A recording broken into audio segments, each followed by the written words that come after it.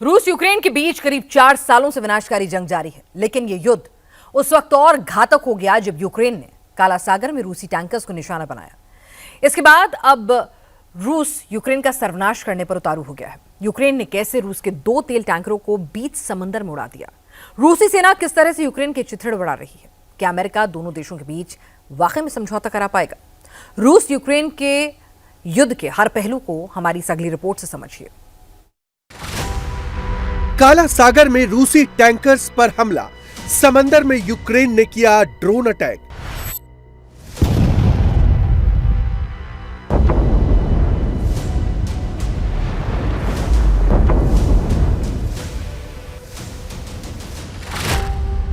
भड़के पुतिन ने लिया बदला, भारी बमबारी से कीव दहला।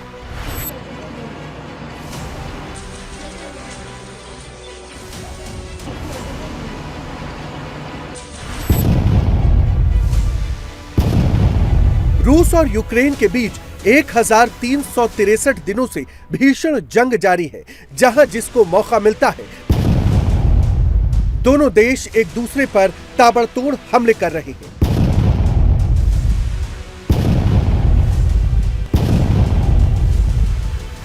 लेकिन यह युद्ध उस वक्त और ज्यादा घातक हो गया जब यूक्रेन ने काला सागर में रूस के 2 तेल टैंकरों को उड़ा दिया।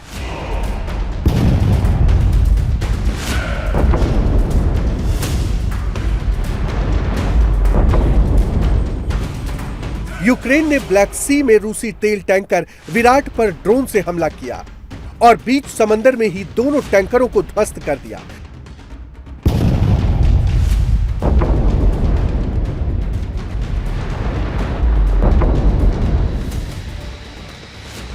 ड्रोन अटैक की ये तस्वीरें ब्लैक सी की हैं, जहां यूक्रेन ने रूस की शैडो फ्लीट पर अंडर वाटर ड्रोन से हमला किया। समंदर में अटैक की तस्वीरों को गौर से देखिए। रूसी टैंकर समंदर का सीना चीरते हुए आगे बढ़ रही है। तभी अचानक टैंकर के बीच वाले हिस्से में बड़ा ब्लास्ट होता है और देखते ही देखते आग का गोला बन जाता है।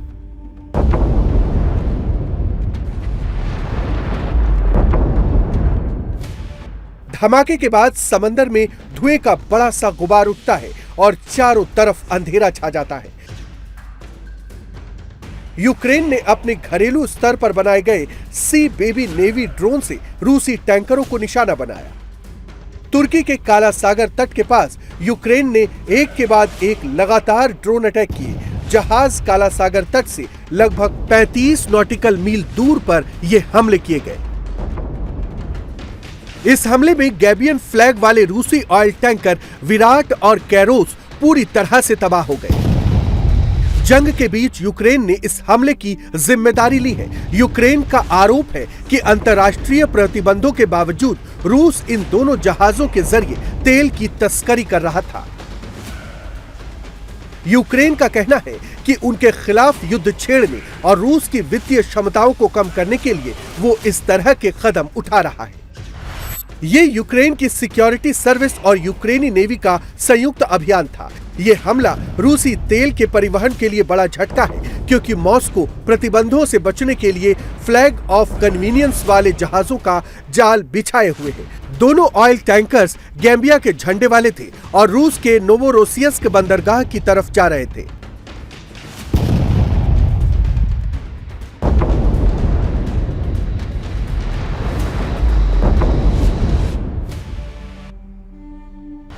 वहीं इस हमले के बाद रूस पूरी तरह से तिलमिला गया है। यूक्रेन की राजधानी कीव समेत तमाम प्रमुख शहरों पर रूसी सेना ने हमले तेज कर दिए हैं।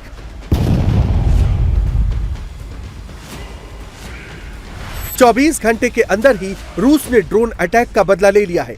कीव को निशाना बनाकर ताबड़तोड़ हमले किए जा रहे हैं।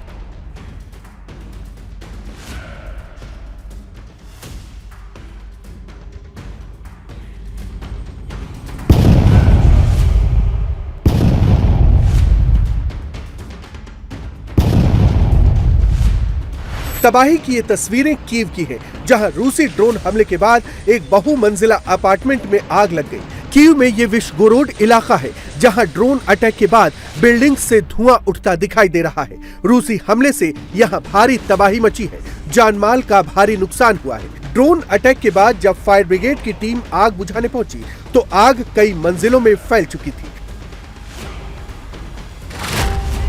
रूसी हमले में कम से कम 2 लोगों की मौत हो गई, जबकि 11 लोग जख्मी हो गए, जिनमें एक बच्चा भी शामिल है। इससे पहले रूस ने कीव पर भीषण हवाई हमला किया था, जिसमें कम से कम 3 लोगों की मौत हो गई थी। जंग के बीच दोनों देश एक दूसरे के एनर्जी फैसिलिटीज को निशाना बनाने का दावा कर रहे हैं। दोनों देशों की सेनाएं एक दूसरे पर लगातार तोपों से बम बरसा रही हैं। तोपों की दहाड़ से पूरा इलाका धुआं-धुआं हो रहा है। रूसी रक्षा मंत्रालय ने ऐलान किया है कि रूसी क्षेत्र में नागरिक सुविधाओं पर यूक्रेनी सैन्य हमलों का जवाब दिया जा रहा है। रूसी सेना यूक्रेन के सैन्य ठिकानों, औद्योगिक इलाकों और एनर्जी फैसिलिटीज सेंटर्स को निशाना बना रही है।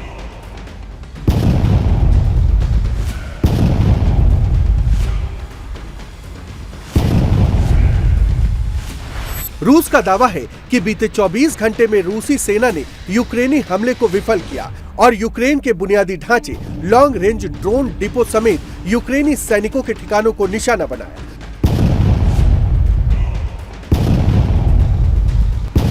रूस के ताबड़तोड़ हमलों से यूक्रेन घबरा गया है। यूक्रेन के राष्ट्रपति वोलोदिमीर जेलेंस्की ने रूस पर ज्यादती करने का आरोप लगाया है। І зараз ще тривають роботи після нічного удару російських ракет. रूसी मिसाइल और ड्रोन हमलों के बाद काम अभी भी जारी है। ये एक बड़े पैमाने पर हमला था जिसका मुख्य निशाना एनर्जी फैसिलिटीज थे। रूस अपनी रणनीति नहीं बदल रहा है और सर्दियों से पहले यूक्रेन को इस तरह का दर्द देने की कोशिश कर रहा है। ये जरूरी है कि हम जवाबी कार्रवाई करें। यह जरूरी है कि हम उन्हें मार गिराएं। 19 मिसाइलें मार गिराई गईं, जिनमें बैलिस्टिक मिसाइलें भी शामिल हैं। लगभग 560 ड्रोन भी मार गिराए गए, जिनमें लगभग 300 शाहेड शामिल थे। दुर्भाग्य से सभी ड्रोन नहीं मार गिराए गए और वायु रक्षा को मजबूत करना पहली प्राथमिकता है। Надзвичайно дороге для України та партнерів. तेल टैंकरों पर हमले के बाद रूसी सेना यूक्रेन में जमकर तबाही मचा रही है। सैकड़ों ड्रोन और मिसाइलों से लगातार हमले कर रही है।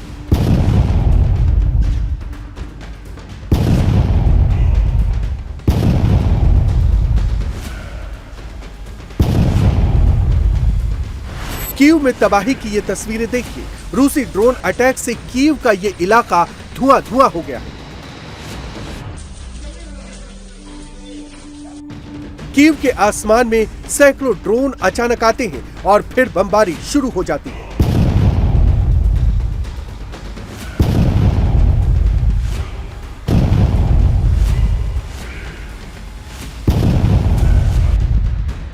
यूक्रेन की राजधानी अचानक बम धमाकों और मिसाइलों के फटने की आवाज से दहल रही है।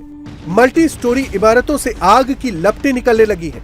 बड़े बड़े फ्लैट और रिहायशी इमारतें आग में जलने लगी हैं। चारों तरफ धुआं ही धुआं फैला है। रूस की मिसाइलें जिन इमारतों पर गिरी हैं, वो पूरी तरह से तबाह हो चुकी हैं। मलबे का ढेर बन चुका है।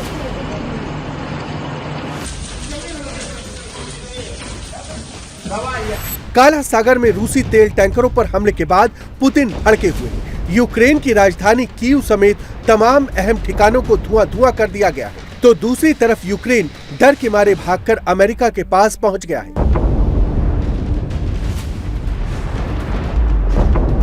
यूक्रेन की हाई लेवल टीम अमेरिका पहुंच चुकी है, जहां वे अमेरिकी अधिकारियों के साथ मिलकर युद्ध खत्म करने के रोड मैप पर बातचीत करने वाले हैं। इसका मकसद रूस से शांति वार्ता को आगे बढ़ाना है।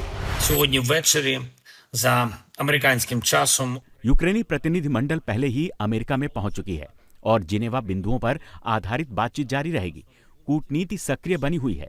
अमेरिकी पक्ष रचनात्मक रुख अपना रहा है और आने वाले दिनों में युद्ध को गरिमापूर्ण तरीके से समाप्त करने के लिए कदमों को अंतिम रूप देना काफी अहम है। यूक्रेनी प्रतिनिधि मंडल के पास आवश्यक निर्देश है और मुझे उम्मीद है कि टीम यूक्रेनी प्राथमिकताओं के अनुरूप काम करेगी। з чіткими українськими пріоритетами.